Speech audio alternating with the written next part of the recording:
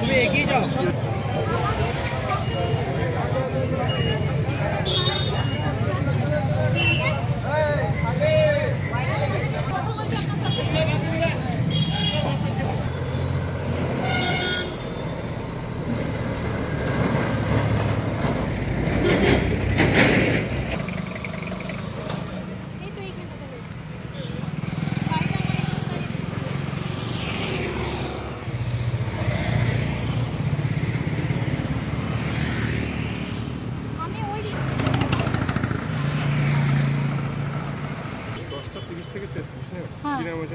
আমার নাম মৌমিতা মণ্ডল।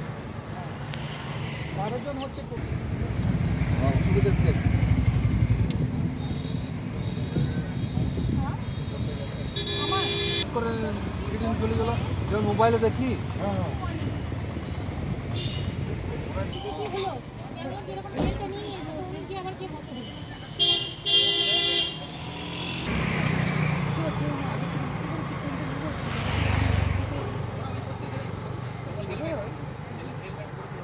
ওইখানটা ঢুকছিল, এইখানটা থেকে ছিল, আমি একা এখানে মানে চেঁচাতেও পারলাম না এখান থেকে। না আমি চেঁচামেচি কোনো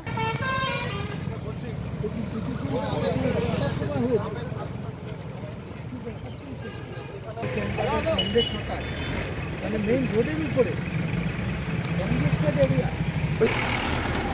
এখন কালকে ধরা পড়ছে আমাদের পাড়া থেকে একটা এইটাকে 10:30 আমি ওখানে স্কুটি নিয়ে দাঁড়িয়ে ফোনে কথা বলছিলাম, তো দুজন মিলে এসে ওদিক থেকে এসে কনিষ্কর ওই দিক থেকে আসছিল, এসে এদিকে চলে গেল। দুজন মিলে আমার গলার চেনটা ছিনে নিয়ে চলে গেল। দুজন ছিল, দুজন বাইকে ছিল, আর দুজনেই হেলমেট পরেছিল। স্পিডের মাথায় ছিল? হ্যাঁ স্পিডের মাথায় ছিল, মানে জাস্ট আমার ওখানটায় স্লো করে গলা থেকে চেনটা নিয়ে চলে গেল। আপনি কিসে ছিলেন? আমি স্কুটিতে দাঁড়িয়েছিলাম। হ্যাঁ দাঁড়িয়েছিলাম, ফোনে কথা বলছিলাম, স্কুটি নিয়ে দাঁড়িয়েছিলাম। তো সামনে যে চালাচ্ছিল সে কি ছিঁড়ে নিল নাকি? না, পিছনের জন যে ছিল সে ছিঁড়ে নিয়েছে। তারপর আপনি কি পড়ে যান? না আমি পড়িনি, আমি ওখানে দাঁড়িয়ে কথা বলছিলাম, দাঁড়িয়েই ছিলাম আমি। তো গলায় তো দাগ রয়েছে? হ্যাঁ গলায় দাগ হয়ে গেছে।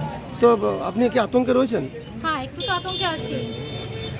তো এখানে এভাবে পুলিশকে জানিয়েছেন? হ্যাঁ পুলিশকে জানিয়েছি, থানায় ডায়েরি করেছি আমি। তো আনুমানিক কত দাম হতে পারে?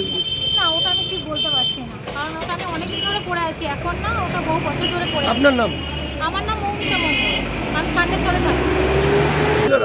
আপনাদের নিরাপত্তা মনে হচ্ছে যে কোথাও? না আমরা নিরাপত্তা সত্যিই নেই, আমরা না নিজেরা আছি না বাচ্চাদেরকে নিয়ে এখন ভয় আছি আমরা। বাচ্চাদেরও তো এরকম হতে পারে। দিনের বেলায় এভাবে প্রকাশ্যে তারপরে আবার সকালের দিকে, এমনও নয় যে দুপুরে ফাঁকা টাইমে হয়েছে, এটা সকালে হয়েছে, সকালে 10:30টার কথা, একেবারে প্রকাশ্যে লোকের মাঝে।